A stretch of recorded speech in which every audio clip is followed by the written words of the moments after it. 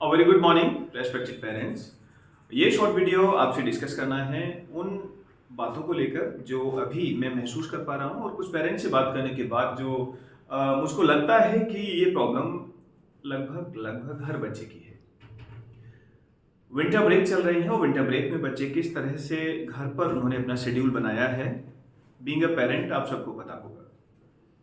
उसमें हम अगर अपनी कमजोरी ये महसूस करें कि क्या करें, अभी विंटर ब्रेक है, बच्चा स्कूल जा ही नहीं रहा है, तो अब इसमें क्या करें, तो don't show your weaknesses. I request you, यहाँ पर मैं आप सभी से रिक्वेस्ट करना चाहूँगा, अगर बच्चा घर पर है, विंटर ब्रेक है और चूंकि वेदर अलाउ नहीं कर रहा है या गवर्नमेंट ऑर्डर्स हैं कि स्कूल सभी क्लोज हैं, तो बच्चा घर पर ही रहेगा। जैसे समर ब्रेक में होता है ऐसे ही विंटर ब्रेक है अब, तो वहाँ पर आपका शेड्यूल, बच्चे का शेड्यूल बहुत इंपॉर्टेंट होता है।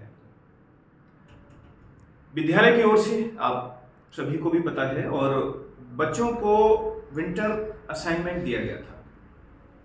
विंटर ब्रेक में बच्चों को घर पर कैसे अपने टाइम को स्पेंड करना है, ये पूरा काउंसलिंग किया गया, उनको पूरा अच्छे से एक्सप्लेन किया गया था कि यदि आपका टाइम टेबल होगा तो आपके अंदर बैड हैबिट्स डेवलप नहीं होंगी, आपका शेड्यूल होगा तो नेगेटिव चीजों में आप इंगेज नहीं होंगे। इंपॉर्टेंट बात यहां पर अब फिर ये है कि कितने बच्चों ने अपना शेड्यूल बनाया, कितने बच्चे अभी भी समय से सोकर उठते हैं और समय पर सोते हैं। यदि आप टाइमली सोकर उठते हैं और टाइमली अगर आप सोने जाते हैं तो दिन का शेड्यूल भी अच्छा होगा आपका। जिन बच्चों ने अभी विंटर ब्रेक असाइनमेंट को स्टार्ट नहीं किया है या उन्होंने अभी किया ही नहीं है, तो उन बच्चों के लिए एडवाइस है कि स्कूल जब रीओपन होगा विंटर ब्रेक के बाद, तो आपके पास हड़बड़ाहट में उस वर्क को कंप्लीट करेंगे या कुछ सोचेंगे कि मैं 2-4 दिन बाद जाकर सबमिट कर दूंगा, डजंट मैटर। या कुछ बच्चों का शेड्यूल होता है कि वो और 4-5 डेज एक्स्ट्रा लीव लेकर उसको पूरा करने की कोशिश करेंगे, या फिर अपने नानी के घर, मामा जी के घर या कहीं भी आउटिंग पर जाते हैं तो विंटर ब्रेक के बाद भी जाते हैं और उसके बाद वापस वो आते हैं। यहाँ पर पेरेंट का एक इंपॉर्टेंट पार्ट होता है, उनका इंपॉर्टेंट रोल है कि बच्चों को टाइमली समय पर उठाना।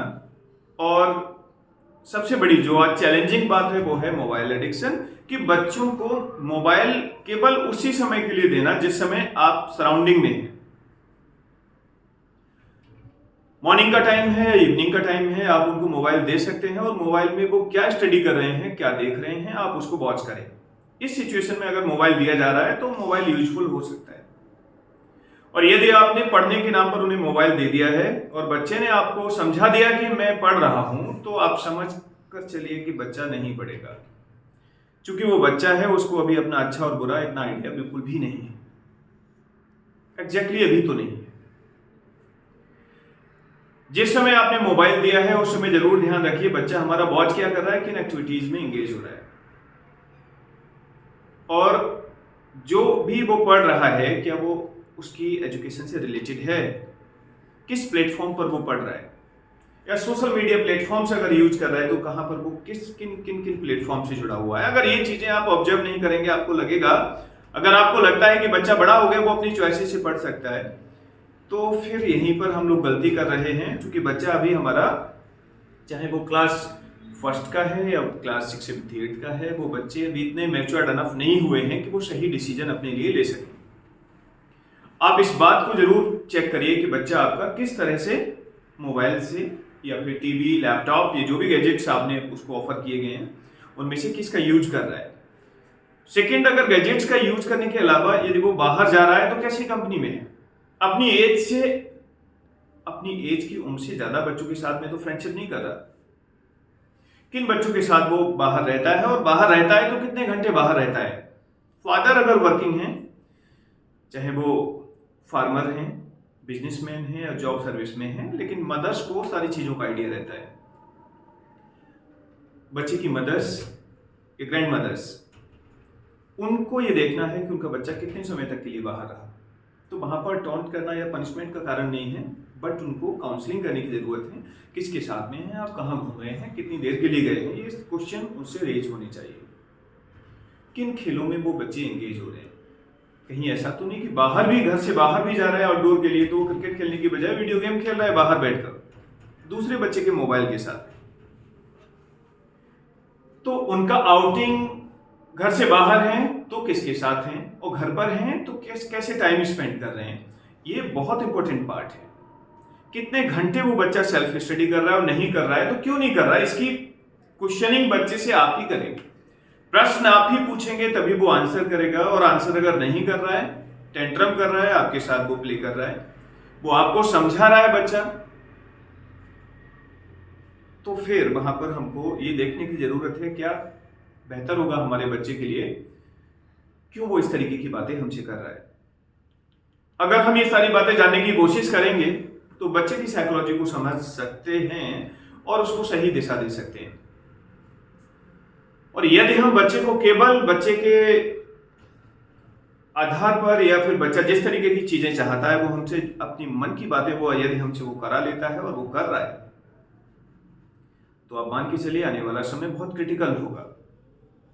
ये जरूर देखना होगा हमारे लिए बच्चा हमारा किन चीजों से एंगेज्ड है आज, क्योंकि आज का एंगेजमेंट, आज की उसकी जो हॉबीज हैं, आज की जो हैबिट्स हैं, वही उसका फ्यूचर डिसाइड करेंगे।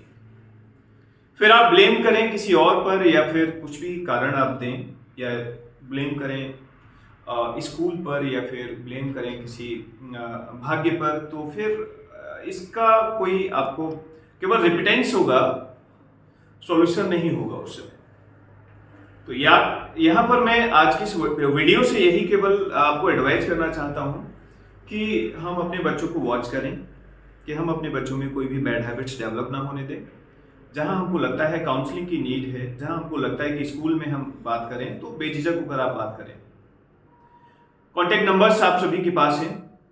बच्चे से रिलेटेड कोई भी जानकारी लेनी है, या कुछ भी आपको सजेशन लेना है, कोई भी काउंसलिंग की नीड है, कोई भी सब्जेक्ट में बच्चे से रिलेटेड आपको कोचिंग की नीड है या एक्स्ट्रा अटेंशन की नीड है, you can discuss in call.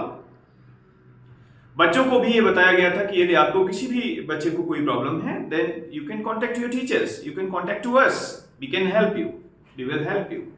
But very hardly any child call to us that I have a problem in this work.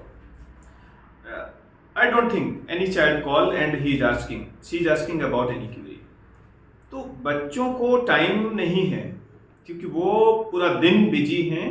किस बिजीनेस में हैं वो आप लोग बेटर ऑब्जर्व कर रहे हैं। मेरा ऑब्जर्वेशन जो कहता है, जो पेरेंट्स से मैंने फीडबैक लिया उसके आधार पर मैं आपसे बात कर रहा हूँ कि without any work they are busy. बिना किसी काम में वो इतने व्यस्त हैं कि उनके पास समय नहीं है, सुबह से शाम तक थक जाते हैं, या फिर शाम को जब आप उनसे बात करते हैं तो किसी भी तरीके की टेंट्रम करके वो आपको अपनी बात को समझा देते हैं, या फिर किसी भी टीचर्स या स्कूल के बारे में कोई भी बात करके आपको डिप्लोमेटिक बन के भी वो आपकी काउंसलिंग कर देते हैं। तो बच्चों की जो डिप्लोमेटिक बातें हैं उनको समझने की कोशिश करें। बच्चे जिस तरह से अपनी इच्छाओं को पूरा आपसे करवाते हैं या करवा रहे हैं, उनको भी हमको समझने की जरूरत है। क्योंकि आज अगर हम एक्टिव होकर एक्टिव पेरेंटिंग करेंगे और उनको समझने की कोशिश करेंगे, उनको एडवाइस करेंगे, उनके अंदर गुड हैबिट्स कल्टीवेट करेंगे, तो इनका कल अच्छा होगा। तो आने वाले 10 से 15 साल बाद इनको रियलाइज होगा, मेरे पेरेंट्स ने, मेरे टीचर्स ने मुझको जो एडवाइस किया, मुझको जो मॉर्निंग में फोर्सफुली उठाया, मॉर्निंग में पढ़ने के लिए बाध्य किया, या मेरा शेड्यूल बनाया, या मुझे पढ़ने के लिए तैयार किया, मुझको सख्ती की या मुझको डांटा, तो आज जिसके कारण आज मैं ऐसा बन पाया हूँ। और ये सब कुछ तभी संभव है जब पेरेंटिंग हमारी स्ट्रांग होगी, टीचर्स एक्टिव होंगे। ये हम और आप दोनों मिलकर बच्चों को बेटर बना सकते हैं। Many more things we have to discuss with you. बहुत सारी बातें हैं जो बच्चों से रिलेटेड हैं, बहुत इंपॉर्टेंट हैं। बहुत से पेरेंट बातें करते हैं, मतलब डिस्कस करते हैं, काउंसलिंग लेते हैं और उनको बेटर बनाने के लिए एफर्ट लगा रहे हैं। Okay, so finally I just want to say कि हम और आप मिलकर अपने बच्चों को बेहतर बना सकते हैं। तो बच्चों से रिलेटेड, उनकी पढ़ाई से रिलेटेड कोई भी किसी भी तरीके की क्यूरी है, कोई डिस्कशन है, आप कॉल करें और बच्चों को बेहतर बनाने के लिए हम लोग प्रयास करें। Thank you.